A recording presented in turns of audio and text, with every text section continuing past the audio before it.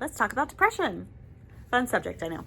But there are a lot of ways that sleep problems and depression commingle. They come together quite often.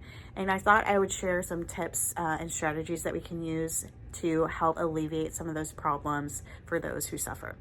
So hi, my name is Dr. Jessica Meers. I am a licensed clinical psychologist, board certified in behavioral sleep medicine. So one fun fact that many people don't know is that insomnia precedes depression in a lot of cases. So just having insomnia by itself puts us at greater risk of developing depression. And also those of us who have risk factors for depression or might be more prone to depression are more likely to have insomnia and then have that insomnia turn into depression. Secondly, insomnia has its own kind of flavor when it comes to people with depression. People with depression are more likely to experience what we call early morning awakenings. So waking up before you plan to wake up and not being able to go back to sleep.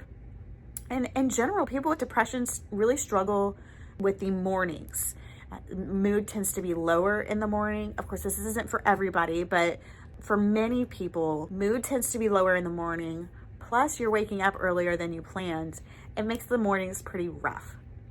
So with people with depression, I really like to focus on building a really good solid morning routine and focusing on mood in the morning. I like to plan, just like you do, a nighttime routine, and I talk a lot about establishing good healthy routines to wind down in the evening. I also like to do a wind up routine in the morning, and this is especially important for people whose mood is really low and generally are not feeling great in the morning.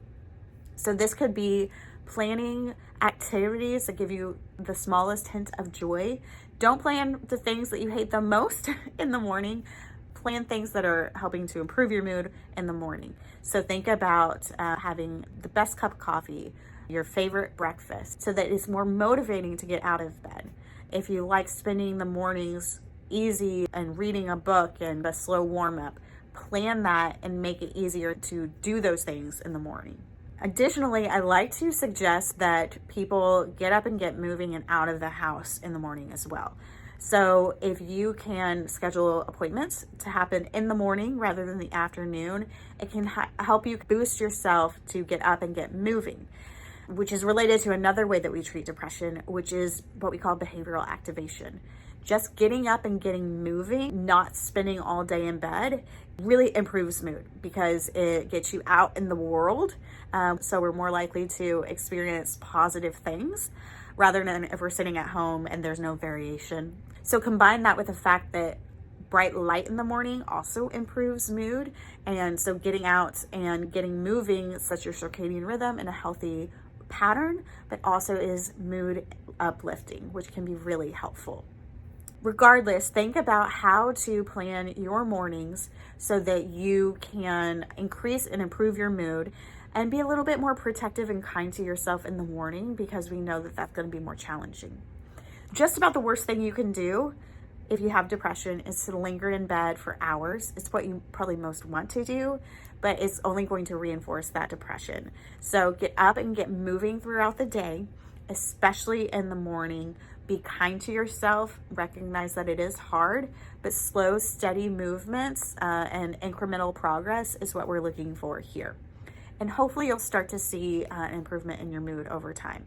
As I always say, go out and get bright early morning light. It's so healthy for you.